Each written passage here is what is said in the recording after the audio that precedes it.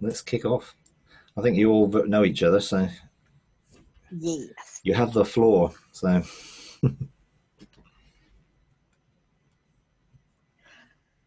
Oil, oil, oil. He keeps talking about yeah. it has something to do with things coming and the need for supernatural provision, or the need to believe God, the supernatural provision. I mean, he keeps pouring oil, talking about oil, talking about, the five foolish, not turning them away. Mm. So I mean, it's just constant, constant. You know, do you think the oil of joy and the oil of gladness are different? Similar but different? Yes, because they are different mixtures of oil. There's a really good book called the Oils of the Bible, or the Healing Oils of the Bible, or something, where they go through in all the different mentions of different sorts of oils, blends of oils, mixtures of oils, that were used. They had a different sort of oil for anointing kings. They had the oil of joy. They had the oil of gladness. They had some blends. So, in the New Testament, when it was like, call the elders and they will anoint with oil, it wasn't sort of the, whatever was left over from cooking or whatever. They had a specific healing blend, and so people today are discovering those blends. And actually, people are going into the realms of heaven and developing blends of oils with recipes for very specific things. We're involved in some of that in terms of healing and different uses of oils therapeutically as well as for other things. So there are lots of different mixtures or blends or ways oils are developed and used. So the oil of joy and gladness, there can be definitely different oils. Would are some pure oils, so one pure essential oil, and others some are blends of oils. So, like thieves is a blend of certain oils, which is useful for certain things. There's certain blends of oils which are used for various different functions. Um, and I think God is releasing a lot more revelation on how to use some of the created things that He's given us in that way. Um, it's quite, if you want pure oils, obviously you have to grow them in a pure way. So that's why some of the big companies like Young Living Oils or Jutura, they have their own farms, they have their own ways of growing them to make sure that they're pure, that they're not going to be using pesticides and all that sort of stuff. But there are definitely mixtures of oil that, I've got a couple of bottles of oil, which one is the kingly anointing oil, which was the mixture they anointed kings. And you can go in the Old Testament, you can find the recipes, and you can find where it talks about all the plants that the oil blends are pressed from.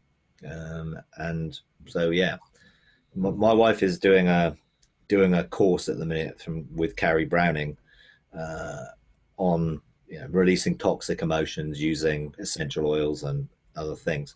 So she's got this book she's reading about the oils of the Old Testament and stuff, or the oils of the Bible, and she's got a whole lot of oils that she's I bought for her, blessed her with, because I'm not particularly into it myself, because I don't really necessarily really need any of that, but I'm not knocking it because it is working, and with a lot I of testimonies for it. So. I I have been into and with Young Living Oils, all the different oils for 8 years. I Mm. consume them, I apply them, I diffuse them, and they're just part of my dietary regimen. Yeah. There is this oil, just like there's wine that is crushed from saints. There is oil. Mm. God stores oil. Now, I haven't found it in the Bible. I'm just telling you what he's showing me and I'm seeing. And, I told you about this oil room. I asked him, so what is the difference? I know you collect our tears, and that you told me that the salt content is Yeah. the value of the tears. What is the difference, the apparatus of you extracting oil from saints. And I saw his hand squeeze, the squeezing of his hand. He said that's the only safe squeezing or crushing. And so I said, okay, so what's the difference between wine and oil? So he was talking about how, you know, how they stomp on the grapes and they crush or they squeeze for the oil. So I said, okay, so what's the difference in the spiritual apparatus of the feet and the hands? He said, the feet of God is the weight of God. The hand is the strength. I'm like, oh, you're blowing my mind. You got to tell me more. You got to tell me more. You know, it all unfolds. But I'm just in this place of bliss getting these revelations. I mean, the weight of God for the wine, the strength of God for the oil. It means something. Yeah, I'm sure it does. Yeah, and I'm sure there's probably multi-levels of meaning in that we could probably apply it to different things that go on in our lives today, where we would say I'm being squeezed a little bit to see what comes out. You know, and what God does is squeeze out all the rubbish, so what you get left is the purity of it. And that's why we could say our transformation is like a process of squeezing. You know, it's like he puts the squeeze on, he begins to, and what usually comes out at the beginning, you know, is not the purity that's left at the end. So I think, you know, we could apply this in lots of different ways. You know, the weight of the presence of God is actually his glory. The word glory is weight. That's what the actual word glory means in the Old Testament. It's weight. So the very weight of his presence, you know, his glory actually produces fruitfulness in our lives. You know, and so, you know, because you could see grapes as fruitfulness, and where squeezing, you know, is looking to produce pure oil. And sometimes the squeezing at the beginning gets rid of all the impurities. So what's left in the process of squeezing produces pure oil. And I think that applies to our personal lives. But also I think it goes deeper into our whole lives.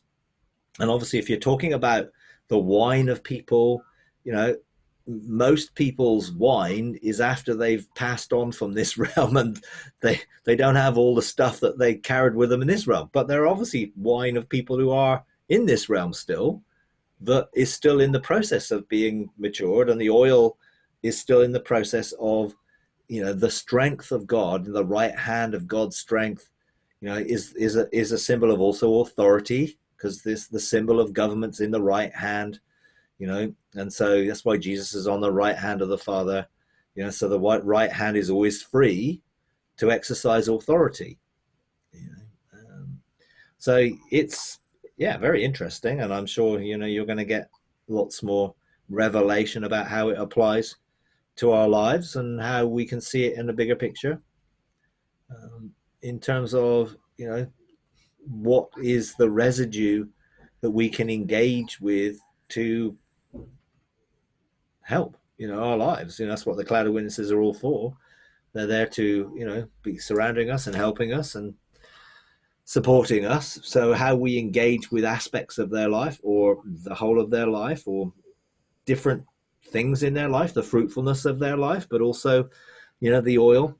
And generally, you know, if you think of what has to happen to produce oil, you know, it is a pressing, you know, squeezing, you know, which is sort of a sense where being under the feet or under the weight of is different from being in the hand of, you know, and there's something more intimate about that, which, you know, yeah. So I would, I think, no doubt you're going to have a lot more to share as you have more revelation, because you got more revelation now than you did have last time you shared it. So I'm sure there's going to be more. So keep going with it. And you know, I like to share. yeah, well, it's good to share, because, you know, some people will relate to some things in their lives and connect to it, and some people no doubt will be having experiences of oil and things in the realms of heaven, and what does it mean, and you know, to find a oil room and the wine room and the different things, you know, are all part of it. And if you look at wisdom, and wisdom in chapter 9, it talks about her mixing her wine. um, so again, there's something there which, with wisdom's handmaidens and different things, which, is I think again part of some thing which is deeper in some of these things. See, this is why we midrash. You're such a big help. I got more direction to go. Yeah, and that's all part of the fun, isn't it? Of encouraging each other and being part of the bouncing off process that most people don't have a clue of what you're talking about. So it's good to always bounce off people who are open and able to sort of connect that. Yeah. Okay, you got your hand up there, Kimberly. Let's find that. Hey, good morning. And you're right, it was my device that wasn't working. There you go. So I've got two questions, and it's just the four of us, and the four of us were on last Tuesday's call, which was so incredibly helpful. The legislating. This is all new to me. Can you tell me what the between a bench of 3, 7, and 12, do they have different functions or purposes? They do, yeah. Can you expound on that? And then my second question would be, how are they established? I mean, you just don't randomly go like, I feel I'm supposed to have so, and so. Yeah. Okay. A bench of 3 is the reflection of God's government in heaven. So Father, Son, and Spirit are, the pinnacle of government. What has happened is people have tried to copy heaven's government. So they've created ministries where they're on top of the ministry and everyone's under them. So they provide a covering or an apostolic covering. That is a copy and a counterfeit rather than a reflection, which is a real. So think of it as this is what is in heaven. So to be a reflection of those, that is that. Therefore a bench of 3 is the foundation, and it's the foundational government which represents the judicial authority, but also the empowering authority, because it's to empower. God empowers everyone downwards. He authorizes, he equips, he releases authority, he delegates. Whereas a bench of 3 does the same. It releases and empowers to engage God for yourself. So within the setting of an ecclesia, then a bench of 3 and a bench of 7 or 10 was the foundation of any house. So in the old kahal or synagogue setting, which the early church adopted, was a reflection of heaven, representing the bench of 3 and the 7 spirits of God, which were governmental before the throne. And it says the 7 spirits have horns, which are symbols of government, and they were like lights or eyes that they could see and discern. So any house had to have a foundation of 10. But if the mandate that a bench has or is formed around is not an ecclesia or not a physical location, then it doesn't need a bench of 7 necessarily or anything more. It may just be that this 3 people are assigned with a mandate to do something in the heavens or perhaps on the earth, but mostly in the heavens.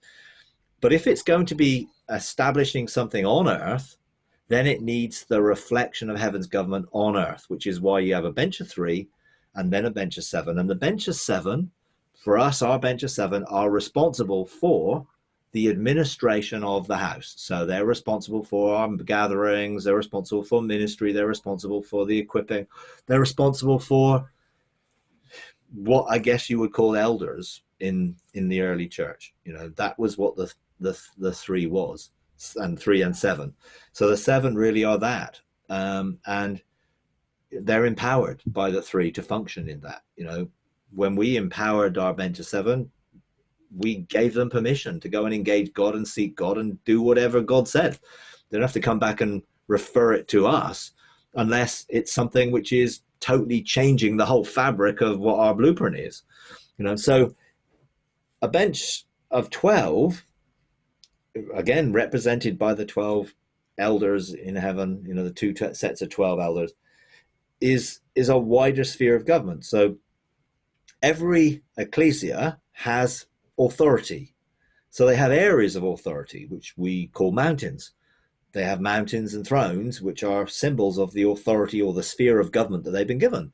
Now, ours locally here is to minister in a particular way. So we minister to disadvantaged people, we minister to people with addictions, people who are homeless, because that's our specific area of authority. And within that, we have the authority to bring healing and freedom and harmony and blessing and other things. So we have 7 mountains. Well, in fact, we have 12 mountains. But so each one of those is a representative on a bench of 12. So they represent a government. It's like if you think of a national government and think of the departments within a national government, they make up a cabinet. And the cabinet would be the equivalent of the bench of 12. So the cabinet would meet with the bench of 3, if you like, to one of our bench of 12 would be a representation of the bench of 7. So that would be a representation within all the areas of government that we've got. That's the theory, and obviously it takes quite a bit to bring that into a functioning thing, because most people just aren't familiar with what it is and how you do it and that. So to establish it, you need a mandate. So if God says, I give you a mandate to establish an ecclesia, then you can use that mandate to call for a blueprint, which will be what it is you're going to build, and then government can be established towards that. So then let's say 2 or 3 people are calling out on God for something, and God gives them a mandate to start something. Then they seek for more people to come, and then you can set a foundation. And I would say that is the crucial period of whatever you do in anything, is to get the right foundation relationally and governmentally, so that whatever's built is a reflection of that foundation. And it's equipping people and engaging people. So, I wouldn't start thinking about all the mountain spheres part of a blueprint without having the right foundation in there, because then that foundation gets replicated within all the other governmental spheres that happen to be there. Now, that can happen in lots of different ways. One person can be given a blueprint from heaven with a mandate for an ecclesia, and that person starts to share their vision, and other people hear it and connect, and then they begin to establish something. A couple of people could get together, and God's in the midst of it. That's the key. One person needs to be in agreement with God, not just coming up with their own good ideas. 2 people need to be in agreement with each other and God to form government, and 3 people need to be in agreement with God to open a window, which is what happens when you get 3 people in agreement. It opens a window for manifestation. So, that operates according to the 4 faces of God, which is the 4 faces of a window, if you like. So, it all sort of is a biblical pattern of numerology and all sorts of stuff. But, yes, you can't just decide you're going to do it. There needs to be a mandate, and that mandate will be attached to a blueprint. And then that will enable you to say, this is what we're called to do. This is what we're going to establish. This is how we're going to do it, type of thing. Now, obviously, not everyone starts something from scratch. There may be people who are looking to transition from an old way of doing it into a new way of doing it. Not easy. We're still in the midst of doing that after 6 years of, going through the processes and learning all these things. But it is possible. But then only possible if the existing governmental structures are in full agreement and are willing to pursue the process. Some people are like trying to get people to change, to change the church structure, and they're pressurizing people because they've heard this new teaching by Ian Clayton or something or whatever, and that is a problem, because you cannot usurp authority. Existing authority must be recognized. Even if it's operating in a covering authority, it is still authority. And, usurping that authority is not good, So usually if transition is going to take place, you need the full cooperation of all the leaders that exist. And then they have to be willing to lay down their leadership to embrace something new. And we did that. It was not an easy process, but we did, and we're still working that process out in practice.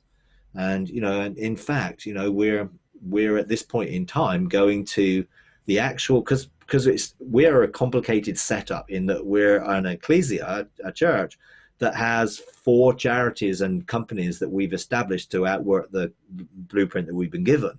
So there's a lot of legal frameworks and structures within it all, as well as the spiritual, which we had to navigate in making sure that it all worked from a heavenly perspective, not just an earthly one.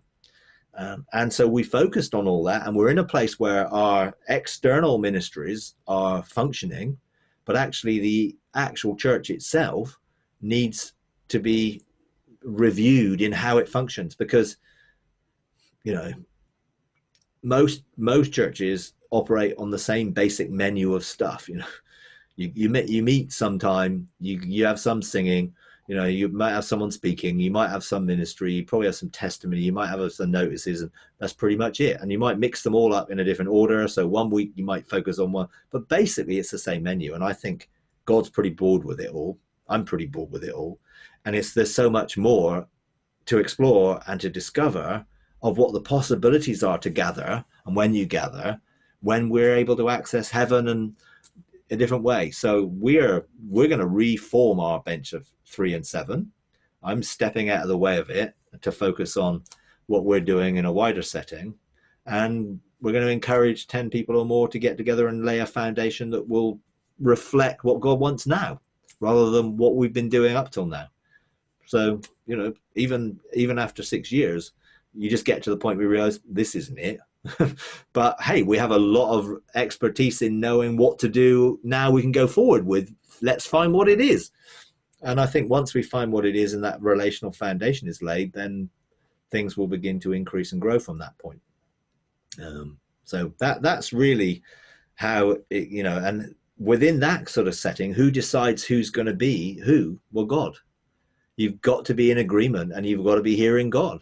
And you've got to work through the process of hearing God together and honoring one another and learning to trust one another and growing relationally. And, every foundation of a group, for me, needs to be built on the foundation of love and relationship. And we use a principle called the Johari window, and we do it in our therapeutic community, which is our rehabilitation unit.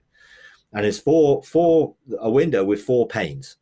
And before we set out with a group that is, and this is where I would see as the ideal of way of doing it, would be, are we willing to be loving, honest and open, transparent with each other? And are we willing to grow to trust one another? If the answer is no, well, then don't even go through the start of the process. If you're willing, then we use the Johari's window as a pattern. Now, when we first brought it to the church, they were horrified. It was like, oh, we can't go through that. Because it was like, here's the 4 windows. Open self. All the stuff that I know about myself that I don't mind you knowing or anyone else knowing. But then there's hidden self. All the stuff I know about myself that I don't want you knowing, either through fear of, if you knew, you might look at me differently, or you might use it against me. It's all based in, I want to keep this to myself because it's going to keep me safe. Then there's blind self. That blind self is all the stuff I don't know about myself that some other people might know, and God definitely knows and is willing to point out. And am I willing for someone to point out my blind self areas of character or attitude or behavior or manner or whatever it might be? And then the last window is true self. That's who God always created us to be. But unless the other 3 windows have come together as one, then that actual 4th window will never manifest. And most people aren't willing to go through that level of relationship and honesty and openness. It's got to be love as the foundation for it. But, if a lot of people say, well, I'm open and you can share in my life, but then they won't share in someone else's life, what they see. And therefore everything keeps going round and round in circles because no one's really honest. We were open and transparent and honoring and loving. And that's the foundation of a group. So anything that's going to establish, I think, needs to be very strong relationally. And that takes years, not weeks or months. And most people rush into establishing something because they want numbers. And numbers are not the issue. Foundation is the issue. Numbers will be added to a foundation. If you add numbers to a foundation which is weak, then the foundation won't take the numbers and the thing collapses. So spend as long as possible developing a foundation relationally. That is what you can then begin to go and look at, well, this is all the areas of government that we've got, and this is how we then have benches for each area of government, and we can have that representative of a cabinet that we come together and we seek the wider things that God's doing governmentally or legislatively. All that can function when you've got a firm foundation. You know, you go through variations and iterations of things because it matures and grows. You know, most people think they're really open until God starts to put the squeeze on them, and then they realize they're not open. You know, and that's part of the process. God starts to work in our lives, and it's just like, oh, lay off. You know, I didn't think it was going to be painful to squeeze. Well, yeah, sometimes it is, particularly if you resist, you know, and don't embrace it. You know, it can be quite difficult, you know. So there aren't many places that are doing that, let's say. And all the ones that I'm aware of, you know, go through a process that needs to be established, you know, relationally. See, we established a really strong bench of three relationship, but we didn't have the capacity to establish that with the bench of seven because we were so busy doing all the government of all the things we were there. When you establish something from scratch, you don't have all that distraction. So you can put your full attention into making sure 3 and 7 or 10 people seek God together to establish 3 and 7, you know, and they're unified and they have the same heart and they've worked through discussing their understanding. Because you can have a blueprint and 10 people can look at it and they can all see something different and have a different perspective. And therefore you come together and there's no unity. So if you have a blueprint, first thing is, what do we all understand this means? And then you'll find out that there are so many differences of opinion, which may all be right, but they all need to be accepted and agreed that this is right. And some of them aren't right. Some of them are their own people's agendas, you know, that they see, oh, wow, yeah, there's a position for me in this. And that's going to fuel my ego and it's going to give me security and it's going to give me whatever. And all that stuff will come to the surface. You know, that's the stuff which is not the pure oil. You know? So, yeah.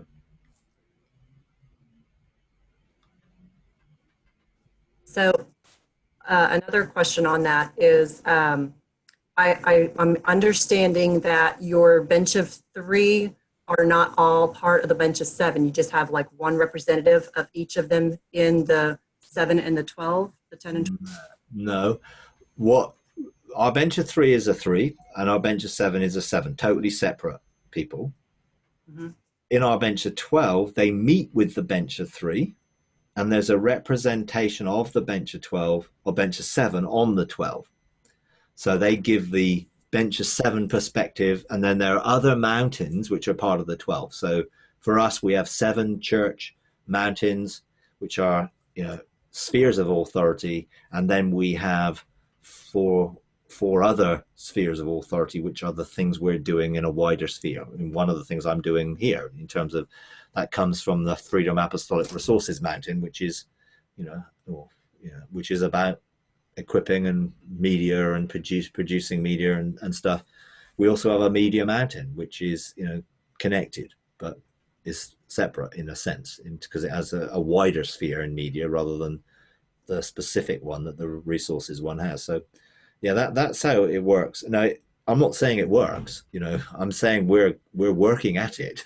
Yeah, I'm not going to try and present this, you know, rosy picture that this is easy. It really isn't easy.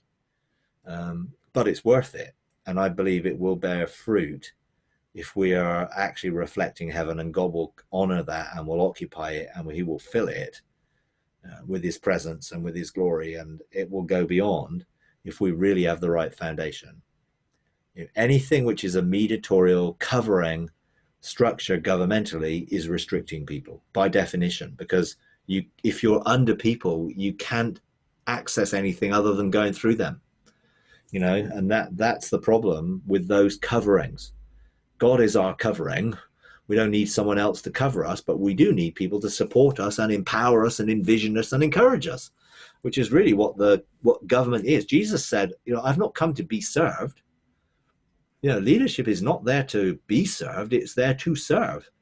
A foundation is where people step on. It's where things are built on. It's not the, roof. And when you look at Paul talking in Ephesians about the foundation of the ecclesia, he said, apostles and prophets or oracles and legislators are the foundation, not the roof.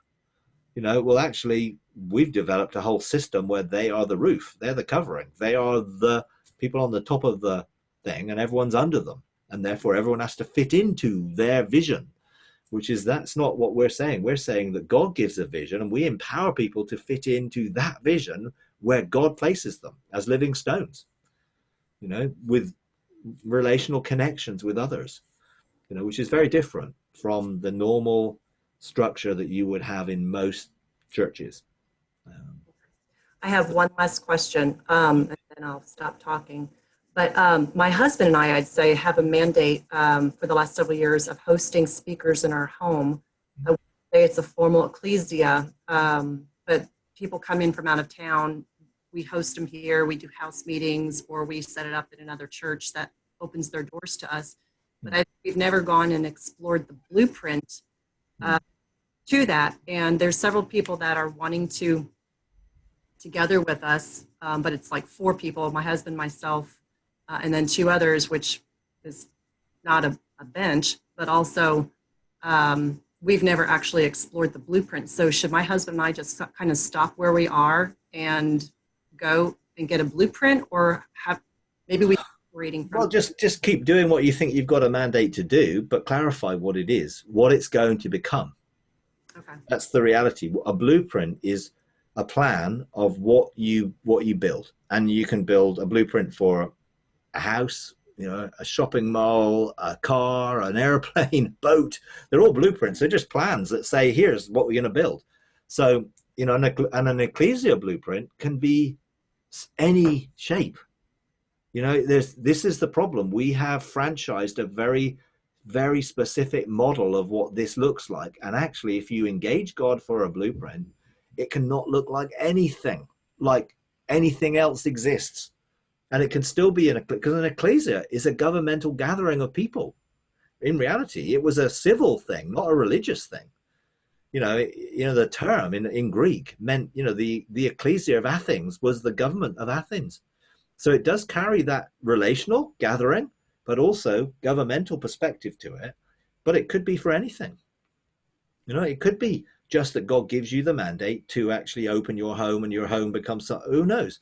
But you will know what it is, and then you can then look about how we're going to see that develop.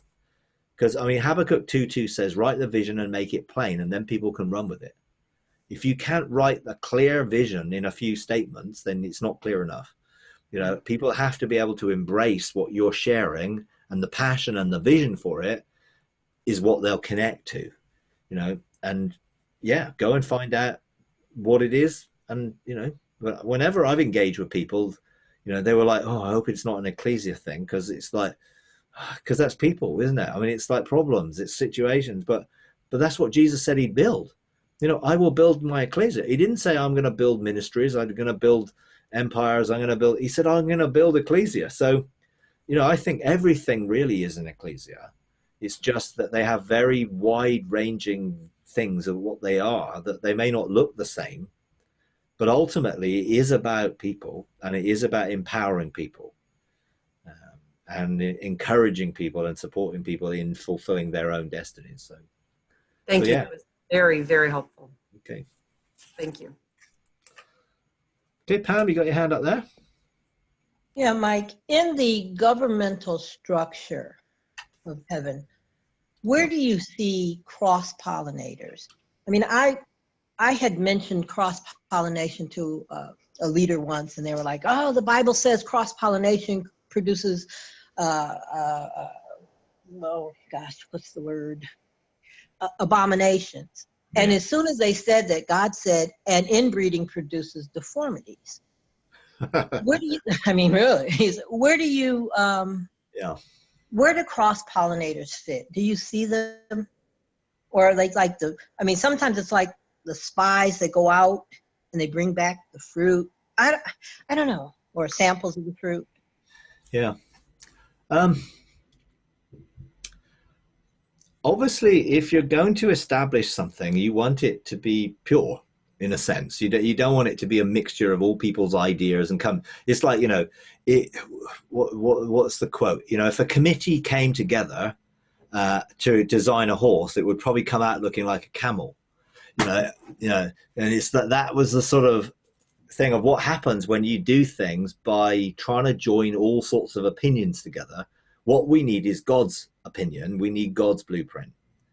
And then we have all sorts of people who can be themselves within that blueprint, which means in itself, it is full of people bringing the different perspectives, redemptive gifts, identity that they are. So there is, every ecclesia should have a cross-pollination of people from all sorts of different perspectives that find that they're living stones within it.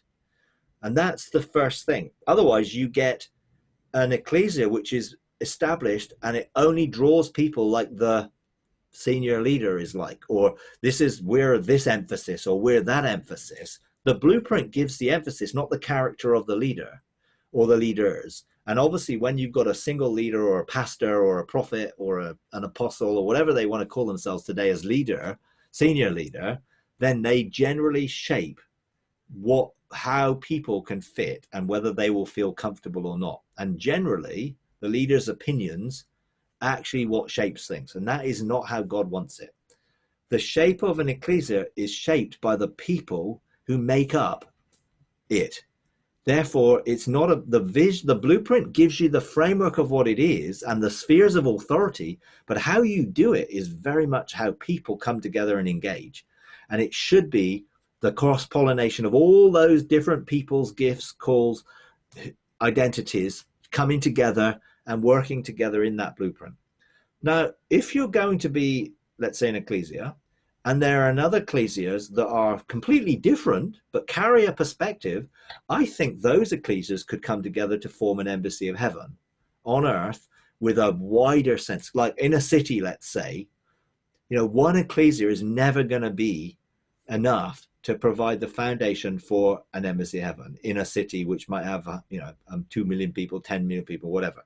So you're going to need a multiple levels of ecclesia that may well come together in groups, which could be a cross-pollination, that will bring different perspectives together to give a bigger overall picture. And I think that's true. I also feel that we should be very eclectic in how we engage the truth that God puts out there.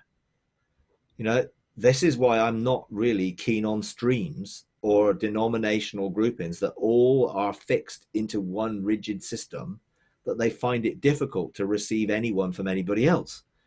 I think God has many, many different expressions. He's manifold. He's multifaceted.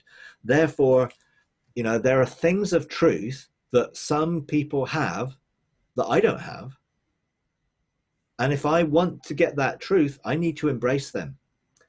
And just because they don't agree with me on 95% of the other things that they might have doesn't mean I can't receive 5% of truth.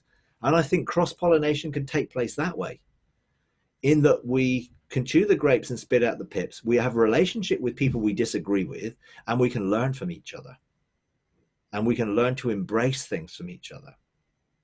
And I think it's really important that we're not closed to the different perspectives of truth, which may be in other groupings who do not agree with even the fact of what we're doing.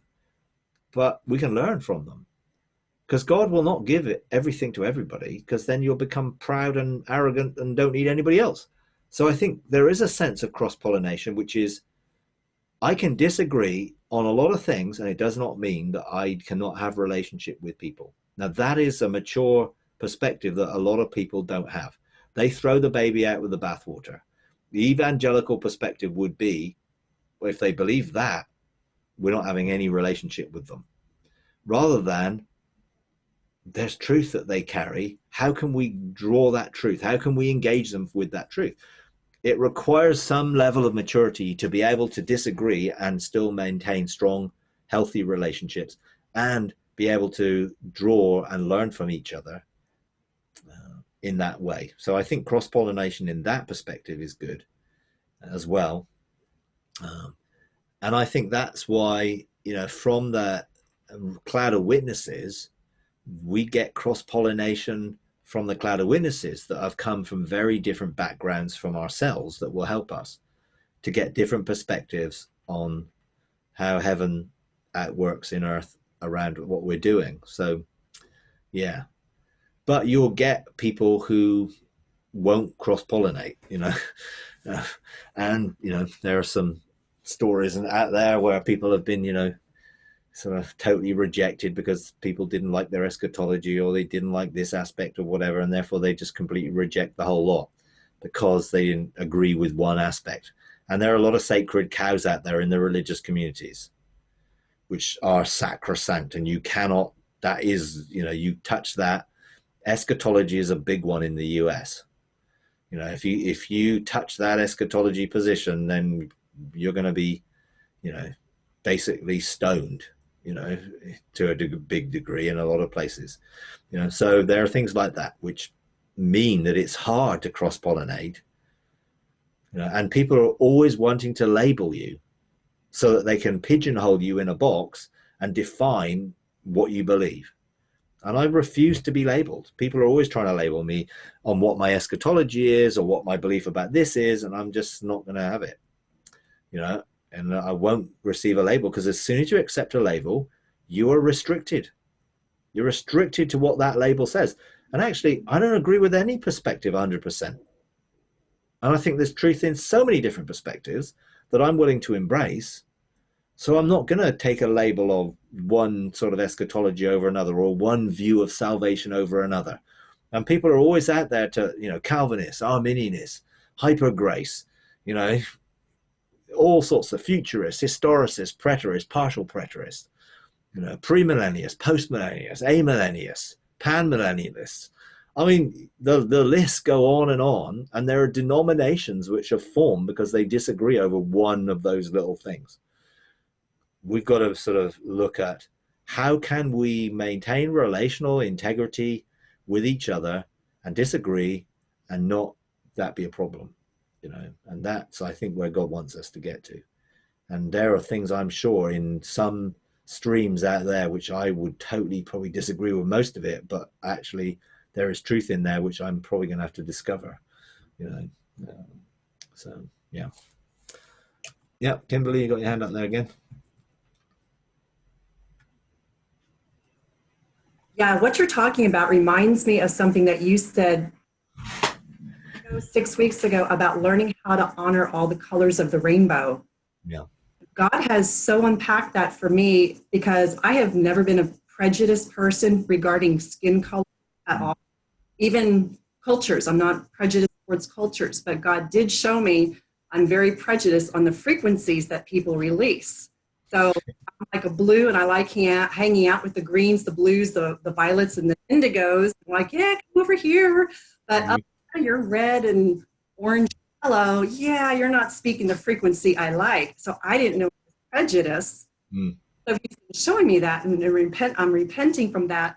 But it's been the coolest thing to understand that if red is releasing a really low frequency and violet's releasing the highest frequency, and everything's in between, when we honor every color in the rainbow and each of us release a different frequency, then we can get that pure white light. We can bring the oneness of who he is. And it has been crazy, amazing to start looking at people as what color they're releasing, what frequency they're releasing, and evaluating, am I honoring that or not? Because I need you to complete everything required for the one. Yeah, absolutely. And there's 7 redemptive gifts, which is very helpful when you're looking at this, to see that we all have a redemptive gift, primary redemptive gift, maybe secondary redemptive gift, which actually flavors how we perceive the world. And if you don't recognize and honor the different redemptive gifts, you get very limited perspectives on the whole picture. Same thing. It's like each of those redemptive gifts is a color, has a color attached to it. Just like the seven spirits of God has a color attached to it. And they make up the fullness of the spirit, but they're different perspectives. So, seven redemptive gifts, people struggle, like my wife is mercy gift, exhorter, and I'm prophet teacher. We're opposite ends of the scale when it comes to relationship and how you relate to people and engage people. And we've learned from each other a little bit, but we always had problems in always being there was always tension of how we saw a particular situation. Because I'm looking at it. I mean, let's say an example. We're watching the TV and the news comes on and it's talking about some disaster in somewhere around the world, or some natural disaster or something. Now I'm looking at it and I'm looking, I wonder how that happened. What can we do to make sure that doesn't happen again? Is there something we can learn? She's looking at it and say, can we send them some money? They need help. There's people dying. Can we help? And it's like, they're both valid expressions. But if she wants me to be like her, then she's trying to conform me that I should feel and see things the same way she sees the world. And that creates problems. We do need to honor that there are different ways of seeing the world, and they're designed to see it differently because they make up a big picture. And, it's important to recognize that, because then you are able to receive from people who see the world different from you, because they're supposed to, and they were designed to. Because if they're all fixers like me, then no one is going to help the practical things of the people who are on the ground actually dying or having no water. Because I'm just trying to look to fix it for the next generation so they don't actually suffer it again. Because that's how I see the world. And then I'll try and teach people how not to go down that route again. But my wife will be very much more, well, how do we help those people now? And we need both of those things. Because if all you do is help people now and you don't do anything to help equip them not get in that state again, then you're going to have to help them over and over and over again. So it's the whole thing, give a person a fish and you've given them a meal, or teach them how to fish and they've got food for life. So I want to teach people how to fish. My wife wants to give them a fish. Well, when they're hungry, you need to give them a fish if they haven't learned how to fish. But you need both of those perspectives. Otherwise, you end up with people who are only actually receiving handouts from others rather than learning to actually get stuff for themselves. So yeah, absolutely. Definitely, we need all the different perspectives that bring that purity of light, which fully represents the full nature of God. Because the seven redemptive gifts are actually the full perspective of that. And it's the same with the fruit of the Spirit. If we all focus on one and not all of them, then we may have one where we're sort of, growing in, and other people may be more patient than I am, but I might be more loving than they are. But ultimately, you begin to get a full thing. And that's when cross-pollination can happen, because we can learn from each other, and we can embrace the different perspectives and, grow in it, so, yeah. Yep. Pam, you got your hand up there? Yeah, you mentioned national disaster.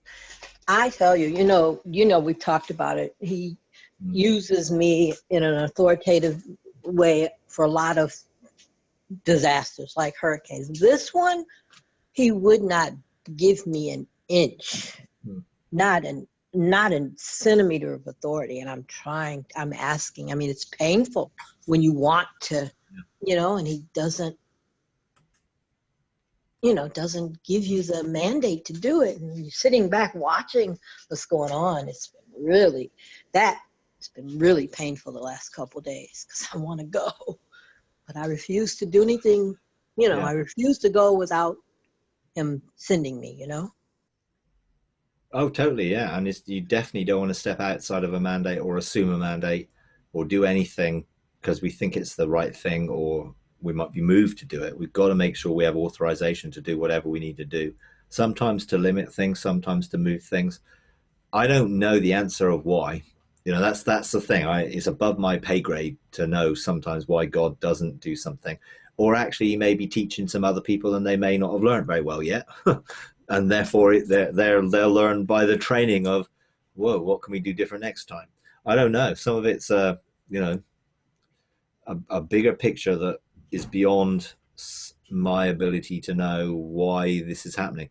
But what I do know is that he didn't bring it. You know, he didn't make it happen. You know, Right. there may be reasons why it did happen, and there may be the reasons why yeah, there happen to be hurricanes every year. Well, there are hurricanes every year because based on weather patterns and pressure movements and all sorts of different complicated things. Um, it's part of the creation we're in because we've not yet, as sons of God, really functioned to bring an answer to creation's groaning and its tension and why some of these things take place. Just because the US happens to be in a hurricane alley doesn't mean that God has got a negativity about the US. It's just, you could say it's unfortunate. But in that sense, then you want people to say, whoa, well, we want to do something about that. How do we shift the weather systems or so that these hurricanes only go through the ocean and don't ever meet land? Well, someone has to legislate for that. Someone has to have responsibility for the ocean plates, and because the ocean plates and the tectonic plates also have an effect on currents and El Nino and all the other things. There's all sorts of complicated things with weather systems in terms of, we have the various things that relate to whether we're going to get warm or wet or whatever. And, for us, weather forecasters look at these things and come out with these weather patterns. But I do believe that ultimately we will start to rule and to establish peace, because there's no end to the increase of his government and peace. And hurricanes are not exactly peaceful. But then any weather system or any pattern of wind or cyclone or anticyclone or any pressure formation, if you look at the pattern, it's a swirling thing. It's not peaceful, and some of that is a consequence of the groaning of creation itself, and particularly within our planet. So I think there's more legislation to come. And I don't have the answers of why some people can stop something or limit it, and sometimes you can't. There's an interesting thing I'm learning too. It's like this weight on your heart when you're given authority. But there's a difference, the weight of compassion and the weight of compassion to move. There's a difference in that weight. And he's teaching me to discern the difference because, I don't, Jesus moved out of compassion, but there was a weight of authority with that compassion. Well, yeah, because he only did what he saw the Father doing. Right. His compassion was being moved by the Father. And that actually changed sometimes mid-sentence, if you like. His mother is basically saying, "Oh, they're running out of wine in the wedding and the wedding feast," and Jesus said, "Well, what are you asking me for? It's not my time." And basically, with her carrying on, all of a sudden he says, "Okay, well, to go and do this, go and do that." Well, what happened? Well, I know there's a cultural context of motherhood and family and Jewish system, but the reality is the Father must have said to him no and then yes, or he didn't know whether he had a mandate and he got and found out, yes, I do. So he aired on, well, I'm not going to do anything that I've not seen the Father doing, so I'm going to find out. But whatever happened within that conversation, he had a mandate that he didn't have before. So I think sometimes the Father responds to people and situations and has compassion that then releases to us to move and respond. And there is a difference, because you can be moved to do something without sort of having an overwhelming emotional state, but it's got to be from love. Ultimately, everything we do must be motivated from love. So there's going to be some sense of love. Now, love is not an emotion as much as a choice. So when I look at a situation and I feel love, it moves me to choose to do something about the situation that I'm to do with. So, yeah, some people are, do connect more with the compassionate side of things, and some people connect more with the authority side of things. You got to be careful that you don't get swayed by just because there's a problem, we need to fix it. because sometimes I don't have any authority to fix it. And sometimes I see things and I think, why don't I have any authority to fix it? God. And sometimes it's because the timing is not right. The time isn't right to fix that situation. I saw a white dragon flying around our governmental spheres here in our town. I saw it and I saw what it was related to, and I was like, we need to deal with that. No, you're not allowed to. Well, why? It's there. I can see it. No, prepare. So 2 years later, I get to deal with it. And when I did deal with it, it totally didn't do what I thought it was going to do. It just didn't. But if I'd done it 2 years before, I would have actually not facilitated what God wanted to do with it. And therefore I didn't do anything until he said. Sometimes it's frustrating. It is, when you see things that you think, well, I could deal with that. But no, you can't. So timing is right sometimes. You do have authority, but you haven't got the right timing. And sometimes you just aren't allowed to do it, full stop. And that's okay if someone else is doing it, isn't it? I mean, it's okay. Oh yeah, great, someone else is doing it. But then it appears that no one's doing anything. It feels like, well, why? But, I would say that it isn't the case that no one's doing anything. Someone will be doing something as assigned by God. It may not just be the way we think it should look like or what we think we would have done. And that's the problem being moved with compassion. We can be moved to do things without them being the right thing to do. And it's really important to be sensitive to what the right thing is to do, not just do something. And sometimes, take it back to a personal ministry thing, people would ask me to help them, and I can be moved to try and help them. And actually me helping them is the last thing I should do because God is using the situation they're in. And if I took them out of the situation, it's like, the squeezing. Someone's in the squeeze of God's hand and they come and say, can you help me? Can you help me? Because I'm feeling this and I'm feeling that. Now, if I didn't check it out with God and just went on there crying out and asking for help, and I went to help them and I took them out of the squeeze that they were in, the process that God was using to mature them or whatever he was doing, I would circumvent. I would be in opposition to God. So it's so important to know clearly, what is God doing in this situation, or what does he want me to do in it? What are the 7 redemptive gifts? The 7 redemptive gifts are prophet. Now, that's not prophesying. These are not spiritual gifts. They're the way you perceive the world. And the prophet sees the world from a how does this work perspective. How does this all fit together? Prophet, teacher, servant, mercy, exhorter, ruler, and giver. Those are the 7 redemptive gifts. And they're the way the world is perceived and how you're wired and how then and there's 2 things. There's how you see and then how you act. And so we have redemptive gift surveys within the Engaging God program that people can do this whole survey. And there's 2 surveys. One is how you view things and one is how you usually solve things. And they're 2 slightly different things, but they bring together a perspective on, what redemptive gift you are. And then you can just be you.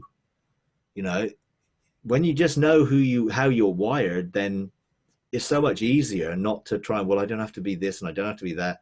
I just have to be me. But I also can honor those who come with a different perspective. Because it's really important that we all have the fullness of those perspectives operating. And sometimes, the gifts complement each other. And sometimes they seem to be at the opposite end of the scale, but they're good. So, okay. Anything else? Anyone wants to share anything or that they have not yet shared or?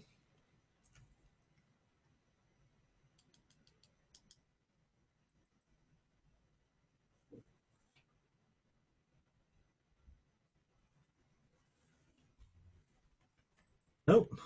I can share a quick little tidbit. Okay, about oil. One thing that I was told about that oil room, the oil room where the oil came from the saints, it was oil from that room that kept the menorah burning. Yeah. So that I thought that's interesting. Mm. You know, that time, you know, during that miracle. So Yeah. anyway, I'm excited about that. Okay. Something Great. So, okay. I'm just looking at the next time we meet, in fact. All right. Okay. Okay. All right. Well, we'll